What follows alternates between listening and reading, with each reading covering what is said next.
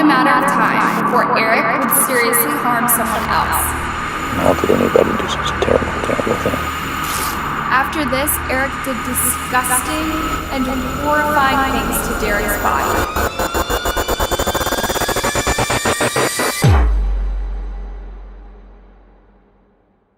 Children are usually some of the most pure and innocent beings on the planet.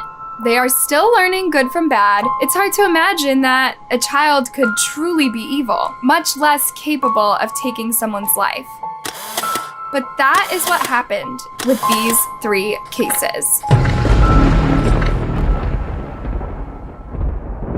The following stories tell the tale of 3 twisted children who actually killed people. We have a tiny redhead bullied into becoming a terror, and a deranged teen willing to use his brute strength to harm the most innocent.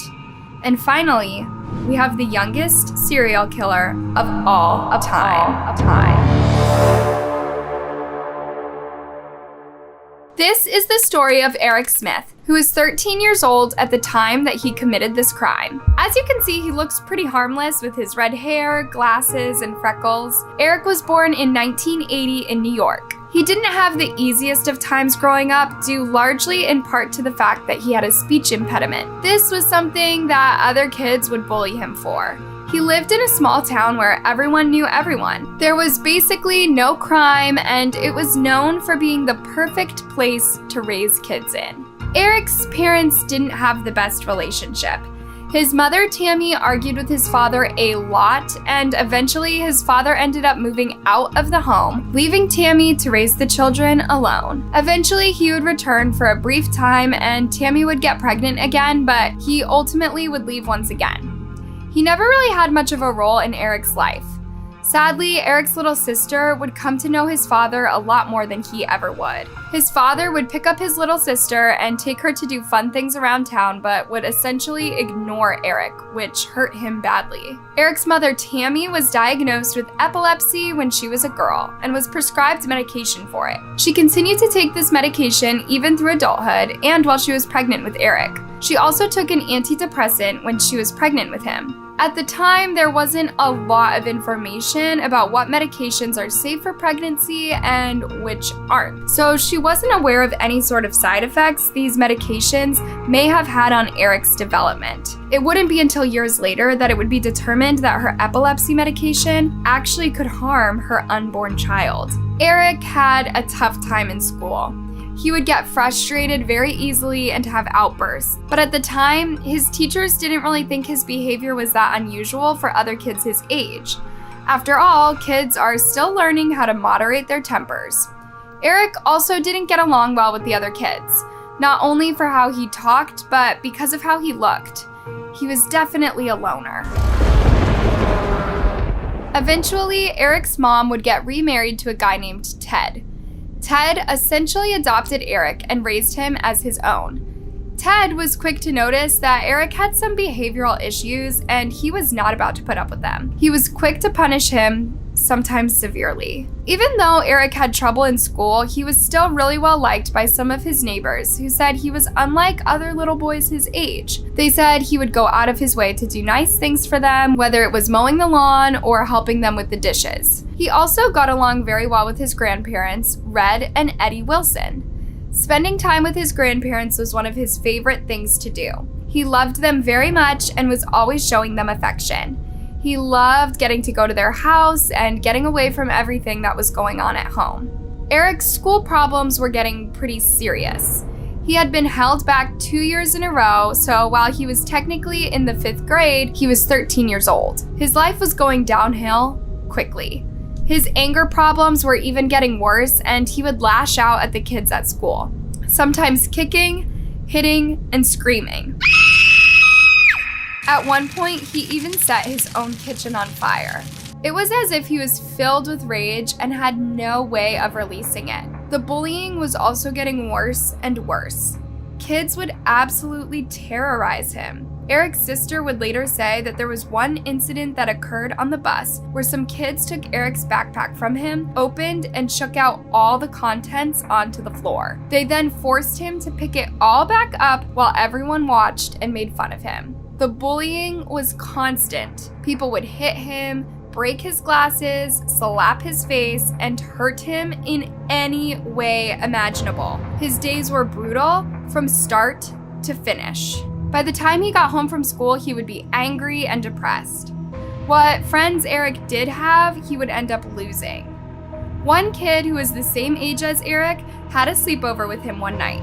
This kid would wake up in the middle of the night to a red, hot pain. When he opened his eyes, he would find Eric standing over him, burning his nose with a cigarette. It was clear that it was only a matter of time before Eric would seriously harm someone else. He liked preying on those more vulnerable than him, including animals. Eric's life would change forever on August 2nd of 1993. There was a sweet little boy named Derek Robbie who was only 4 years old. He was absolutely adorable with blonde hair and blue eyes. He was an adventurous and funny child and was beloved by his parents, Dale and Doreen.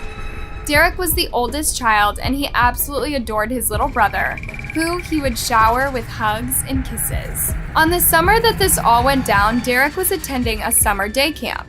On one particular day, Derek's baby brother was extra fussy, and Derek told his mother that he would be okay getting to the day camp on his own. His mom had never let him go alone before, but she was tired and stressed, and probably thought that since this was such a small, safe town, he would be okay, so she agreed. This would be a decision that she would regret for the rest of her life.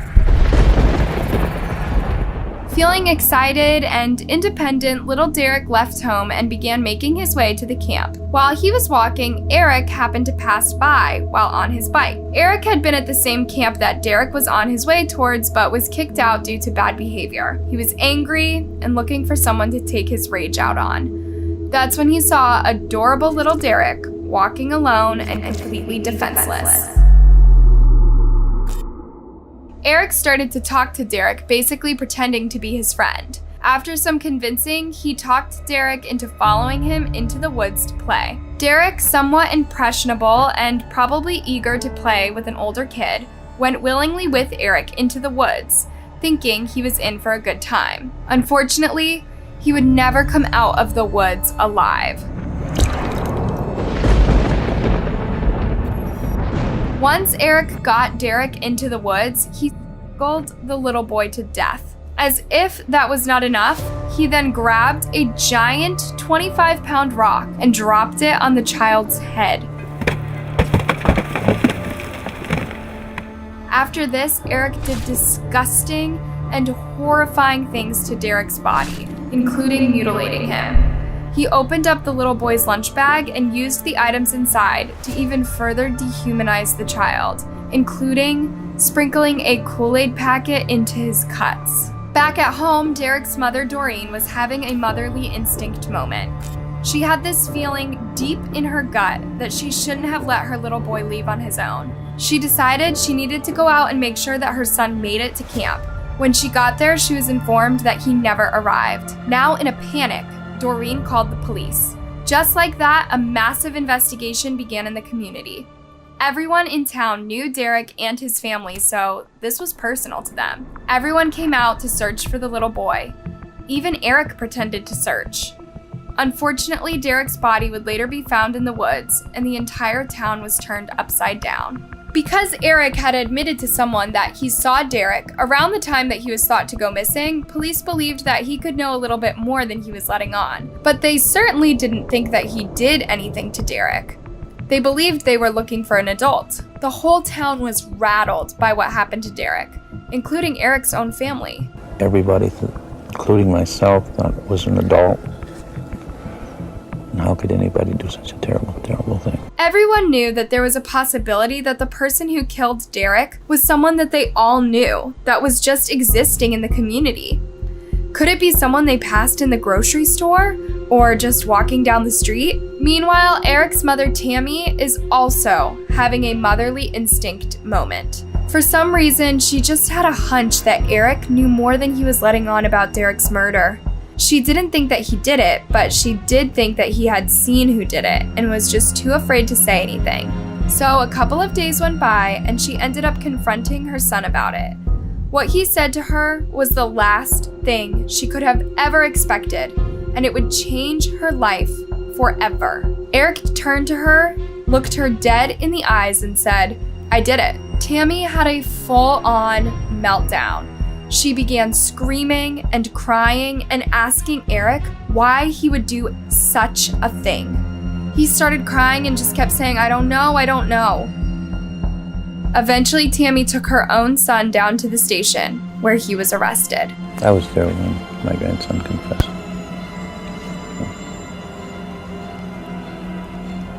And it was terrible. Eric's grandpa tried to make sense of what he had done. I asked him why he did it. His words, almost verbatim, were, "I don't know. I just saw this kid, this blonde kid, and I wanted to hurt him." As an adult, Eric looked back and reflected upon what he did and seemed to be disgusted with himself. I got him by himself and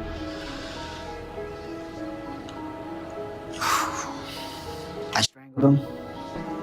I hit him over the head with a rock numerous times and poured Kool-Aid on him. And I became the bully that I hated in school.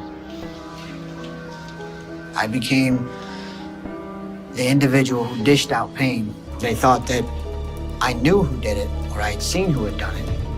But the person they were looking for is me. I couldn't hold it in anymore. When police announced that they had the killer and they had confessed, the media was swarming everywhere to try to get a glance of whoever this sick man was. A tiny redhead boy with freckles and glasses, wearing a bright yellow shirt, was probably the last thing that they expected. The entire nation was shocked. Nobody could understand how anybody, much less a child, could actually do something like this.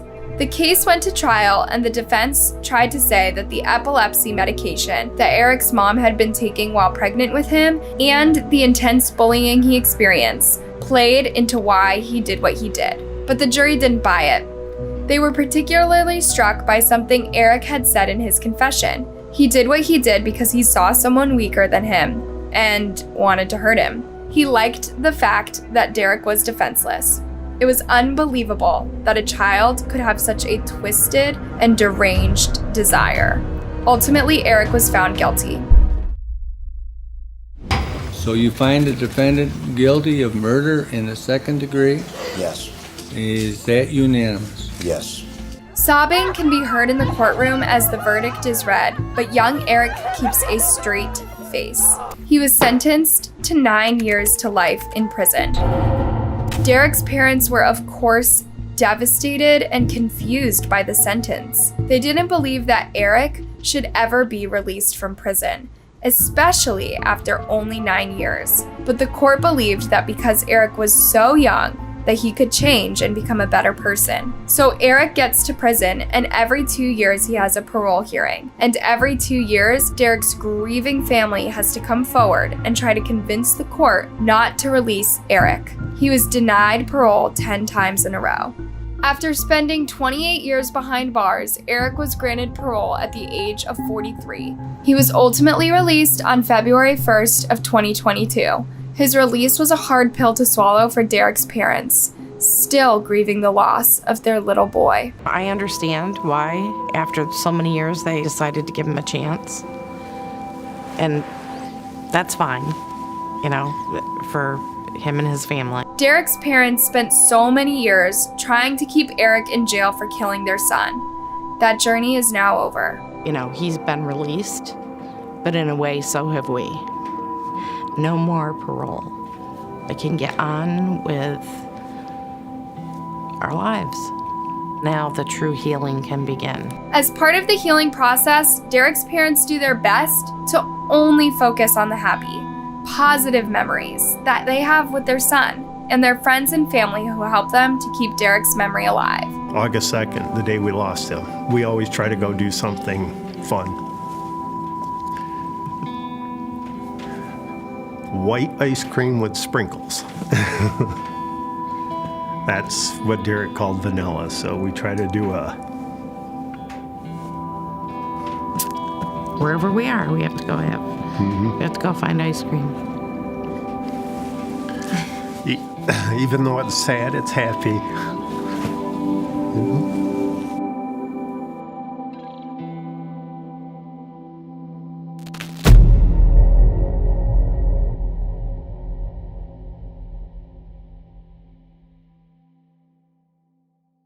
It's hard to imagine spending almost all your teen years, as well as the rest of your life, in prison. You would miss out on so much in life.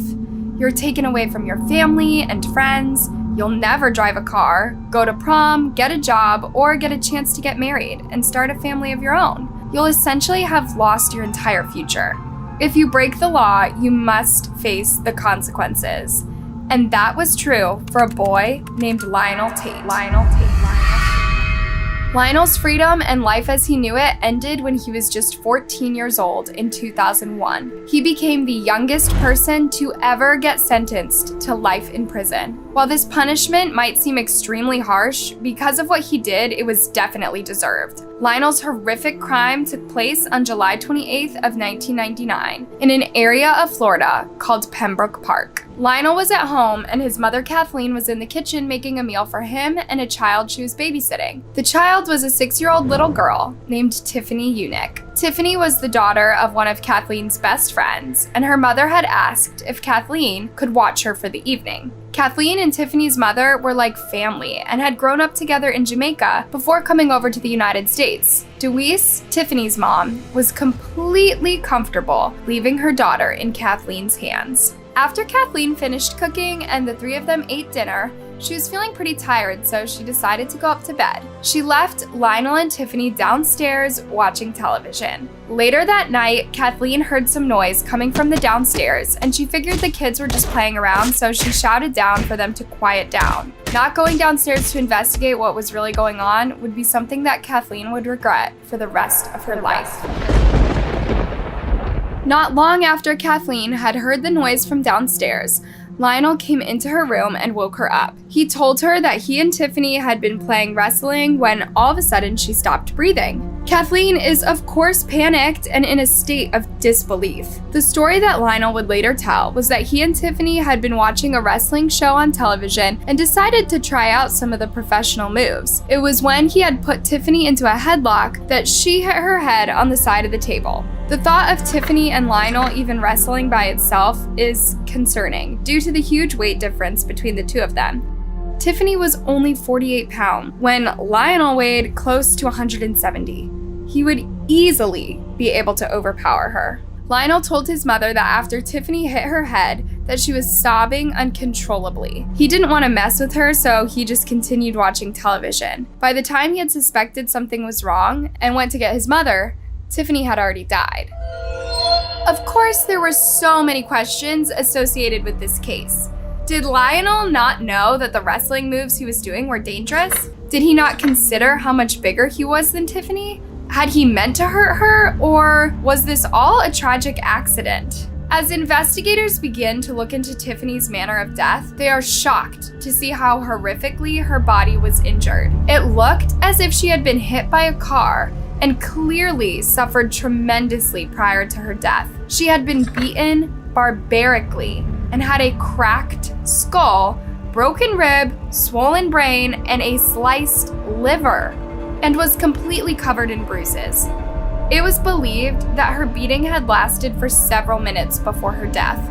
This was clearly no accident. You see, Lionel had a history with violence and aggression. He was a known bully at school and had been suspended countless times. It wasn't just that he didn't get along with other kids, he would also engage in criminal behavior and was even caught stealing. This was, of course, a bad reflection on Kathleen. Ultimately, Lionel would be arrested for Tiffany's murder and faced trial in 2011. The trial was obviously horrific as the killer was so young and Tiffany had just been a defenseless child. One of the most disturbing aspects of the trial was when a video was shown to the court of Lionel reenacting what he did to Tiffany to a therapist. Tiffany's mom couldn't help but break down in tears when she watched it. The defense tried to tell the court that Lionel was struggling with a wrestling addiction, but the prosecution didn't buy it. I'm concerned that if the wrestling defense is allowed, this trial won't be about defendant Lionel Tate's actions. Ken was also very concerned that Lionel's defense was trying to say that Lionel had mental health issues, as if that somehow excused what he did. They also tried to say that Lionel didn't kill Tiffany, he just beat her, and it was injuries that she died of, as crazy as it sounds. A psychiatrist on the defense team claimed that Lionel had become obsessed with wrestling because of how many Hollywood movies there were at the time depicting wrestlers as cool and powerful. He also claimed that Lionel simply never considered the fact that he was so much bigger than his opponent. They even said that Lionel was not emotionally mature yet and had no idea that he had been hurting Tiffany. Based upon just how severe the little girl's injuries were, this was pretty hard to believe. But the courts did end up making an IQ test on Lionel and found out that his IQ was strangely very below average. Was it possible that he was so unintelligent and unaware that he truly didn't think what he was doing would harm Tiffany? Lionel claimed that when he initially realized that Tiffany was hurt, he went to get some ice for her head. But when he got back, she ran to the bathroom to throw up. This is a likely sign that she was already suffering from a concussion. He also heard her making strange noises, like she was struggling, but he just thought that she was being dramatic or messing with him, so he failed to call for help right away. When Lionel first told his mother about Tiffany's condition that fateful night, Kathleen rushed downstairs as fast as she could and tried to administer CPR, but it was too late, and the little girl would soon be pronounced dead at the hospital.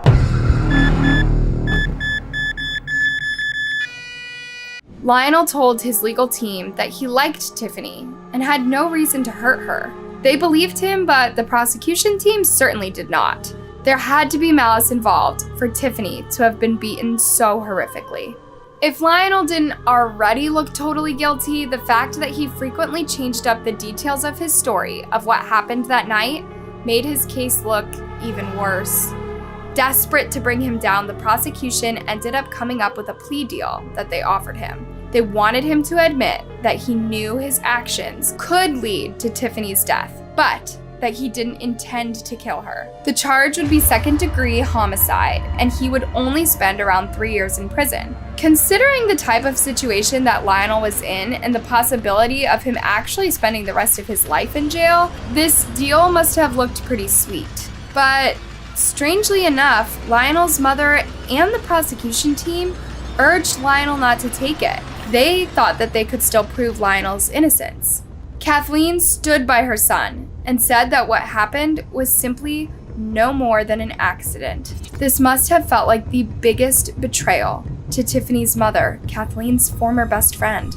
Lionel's trial shocked the entire nation, and everyone waited in anticipation to find out what the jury was going to decide. The jury didn't come up with a conclusion right away.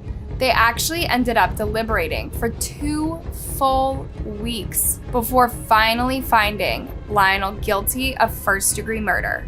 He would be sentenced to life in prison without the possibility of parole. He could be seen wiping away tears as he was then taken away to spend the rest of his life behind bars. Despite what horrific things that Lionel did to poor, innocent little Tiffany, people actually believed that he deserved the second chance. And shockingly, he got one. He had only been in jail for 3 years when his case was revisited in 2003. His defense team ended up having him take the old plea deal instead of pleading guilty to the second-degree homicide. This would result in him spending no more than 4 years in prison.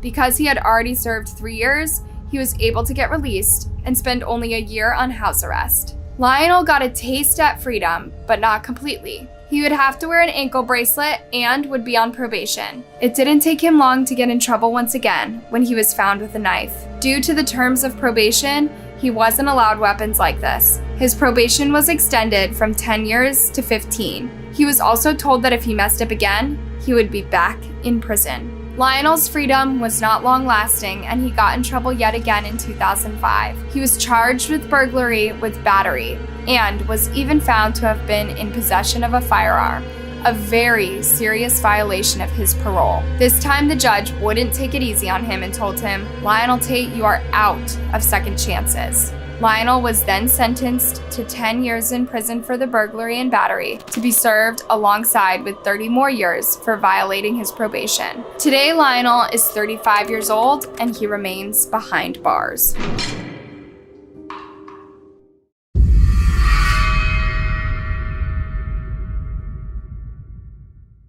It's hard to imagine a child killing someone, and even harder to imagine a child killing at just 7 or 8 years old. But that's the case in this story. This case is set in a small village in India called Mashari. The year was 2006. This is a very poor village where most people were just barely scraping by and managing to keep food on the table for them and their families. The children of the village would play outside in the streets with their friends and extended family members. One of the families that lived in this village was the Sada family. One day, a member of the Sada family, a little 6-year-old girl, went missing. While those that lived in the village were less likely to allow their children to play outside, they didn't really pry that much into what happened to that little girl due to not wanting to offend them while they were in their state of grief. As if this wasn't strange enough, it wasn't long before another child would be born into the Sada family, only for the infant to also go missing. At this point, the village people are thinking that something strange is going on, but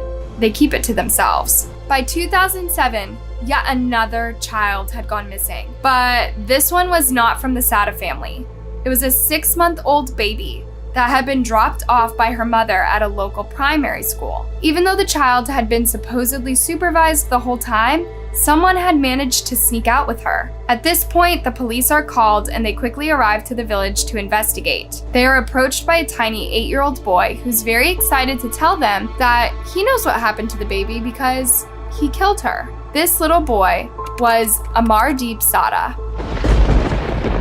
At first, the police think that this is just a child with a big imagination, but the more they talk to him, the more they are convinced that the child could actually be a killer. He even ends up leading them to where they find the missing child's dead body. They take Amardeep down to the police station for further questioning. The police were disturbed to see that the child had a huge smile on his face while he described how he had horrifically killed a child. It was as if he didn't know or understand that he had done anything wrong. He was clearly very deranged. She was sleeping in the school. I took her a little away and killed her with a stone and buried her, he told them at one point. Amardeep was from a poor family, and his father did difficult physical labor to provide for his children. Even though they were barely getting by, his mother still wanted and planned to have more children. This child was known for being bad, and even often terrorizing the other kids in the village.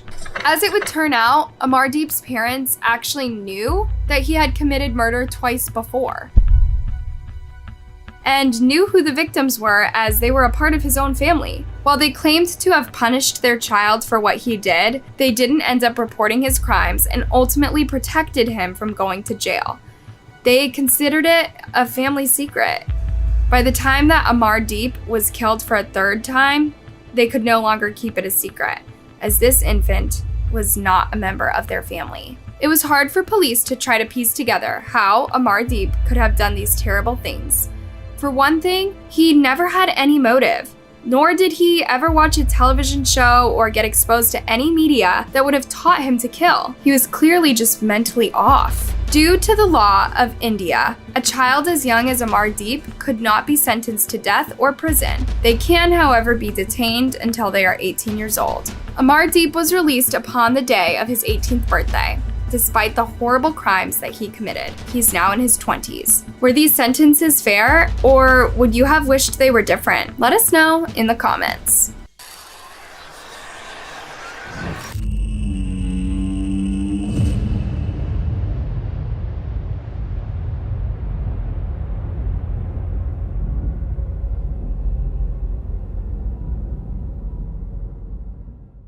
Welcome to the Dark Somnium.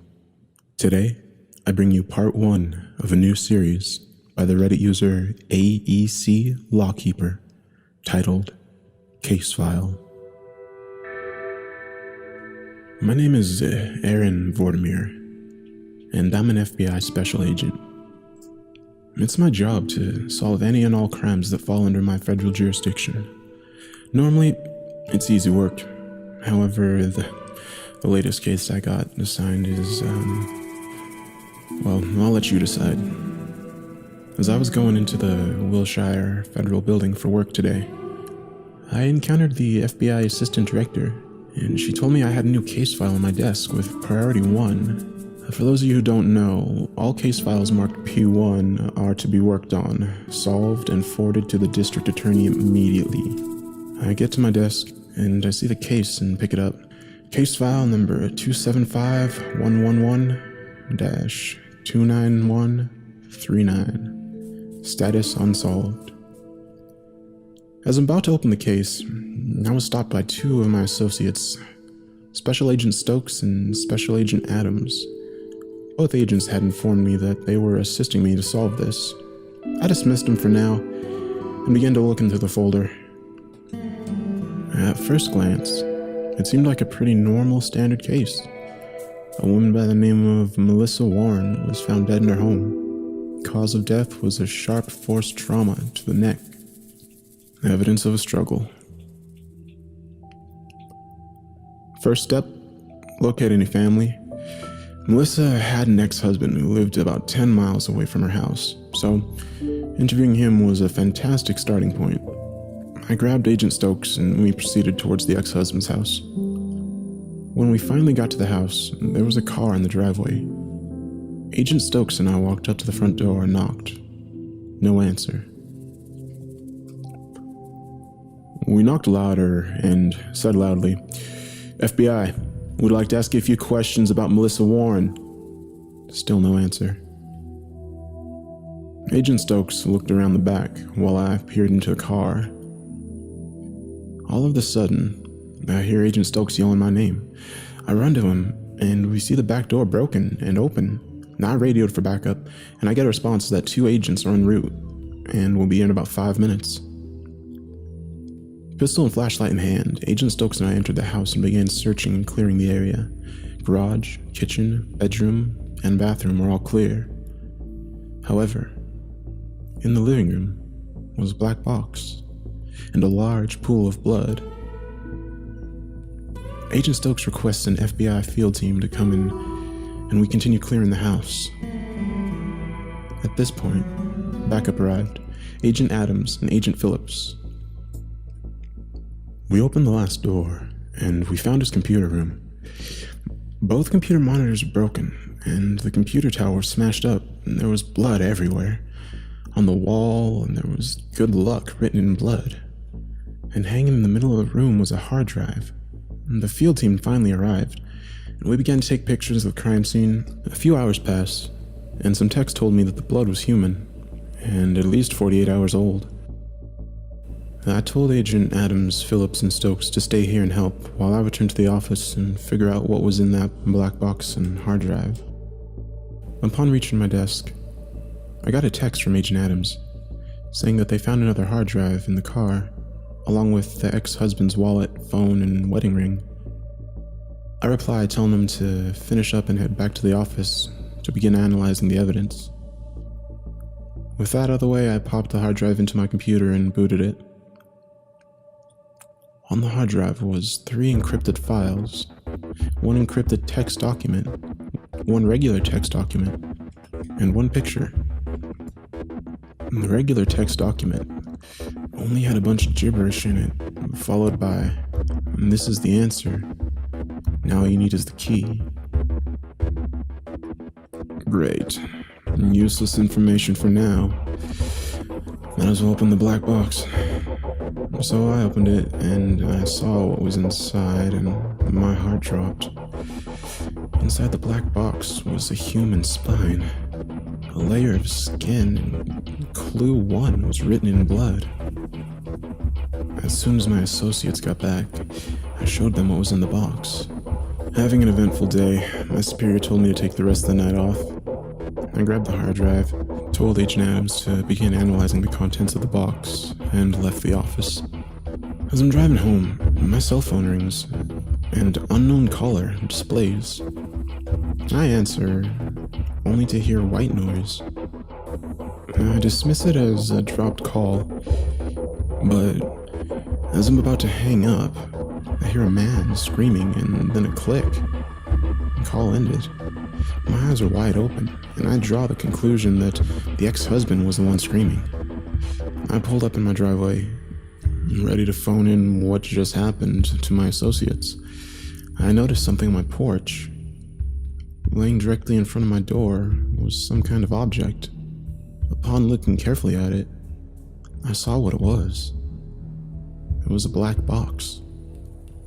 I drove immediately to another agent's house and explained the situation. There aren't any agents working at this time, so I'll have to go back tomorrow and get it.